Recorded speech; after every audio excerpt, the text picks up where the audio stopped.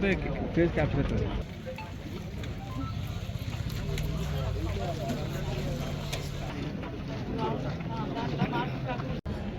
ఇచ్చారు, నమూనా ఇచ్చారు. ఆ సిగ్నేచర్ బట్టి పోలింగ్ ఏజెంట్, ఎలక్షన్ ఏజెంట్ అందరూ ఇచ్చారు.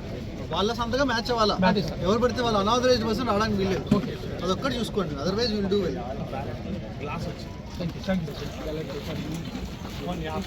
అందరు వెళ్ళిపోయారా? Very good teacher, very good good work. ఖాళీ ఉన్నాయి, ఖాళీ 10, 11, 12, 15 వరకు మీద ఆల్మోస్ట్ అన్ని ఎన్ని ఓపీఓస్ సఫిషియంట్ ఉన్నారు. ఓపీఓస్ అందరు వెళ్ళిపోయిన తర్వాత కూడా అవసరం ఉన్న ప్లేస్లో మళ్ళీ వాళ్ళని డిప్లాయ్ చేయండి. సెన్సిటివ్ ఉన్న పోలింగ్ స్టేషన్లో ఇంకా ఎక్కువ స్టాఫ్ని డిప్లాయ్ చేయండి. Micro everything is given members రాసుకుంటారు. సంతకం చేయాలి. ఇక్కడ చేసుకుంటారా, అక్కడ వెళ్ళి చేసుకుంటారా? ఇది కాదు, ఆ రోజు ఓల్డ్ రోజు వస్తారు సార్, వెరిఫికేషన్ పీఓస్ చేస్తారు వాళ్ళు, క్యాండిడేటా కాదు. మా దగ్గరకు వచ్చిన తర్వాత మేము దీన్ని బ్యాలెట్ చేసుకొని దీన్ని చింపి వాళ్ళకి ఇచ్చి ఓటు ఎలా వేయాలో లింక్ ఏదైతే ఉందో కనబడేటట్టు కాదు, కనబడేటట్టు పెట్టాలా. ఎందుకంటే వాడు పేపర్ తీసుకుని పారిపోకుండా ముద్ర వేసి కెమెరా ముందు కరెక్ట్ కెమెరాలో కనబడాలి. అది మన కెమెరా, వెబ్ కాస్టింగ్ కెమెరాలో కనబడాలి. నెంబర్ 1, ఆ కెమెరాలో ఆ బాక్స్ సెంటర్లో ఉండాలా. ఆ ముద్ర వేసిన తర్వాత బ్యాలెట్ పేపర్ తీసుకొచ్చి నీ ముందే వాడు వేసాలి, లేకపోతే పేపర్ జోలో పెట్టుకుని వెళ్ళిపోయినా వాడికి కేసు పెట్టుకుంటాడు. అది జాగ్రత్త చూసుకోవాలి, ఆ రెండు. So your responsibilities ink and paper should be into that's only thing. ఒక పర్సన్ ఎక్స్ట్రా ఉన్నట్టు యాక్చువల్గా. దీంతో పాటు నేను మళ్ళీ ఒక మైక్రో అబ్జర్వర్, మళ్ళీ ఇంకొంతమంది అడిషనల్ స్టాఫ్ కూడా ఇస్తారు. సో మీకు అడిషనల్ స్టాఫ్, అడిషనల్ పర్సన్స్ ఉన్నారు కాబట్టి ఎలాంటి ప్రాబ్లం ఉండదు.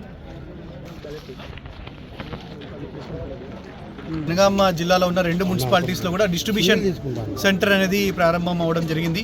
సో పోలింగ్ పర్సన్స్ అందరినీ కూడా డిస్పాచ్ చేయడానికి ఈరోజు అన్ని arrangements municipal commissioner and all nodal officers, RDO and police and revenue department support plan చేయడం జరిగింది. సో మన జనగామ జిల్లాలో 30 wards Jangaon municipality and 18 wards Ghanpur municipality, ఈ రెండిట్లో కూడా 11వ తారీఖు ఎలక్షన్ అనేది నిర్వహించడం జరుగుతుంది. So present POs, APOs, OPOs అందరినీ కూడా మేము ట్రైన్డ్ పర్సన్స్ని అండ్ మెటీరియల్తో పాటు డిస్పాచ్ చేస్తున్నాము. అండ్ ప్రతి లొకేషన్లో కూడా వెబ్ కాస్టింగ్ అరేంజ్ చేయడం జరిగింది.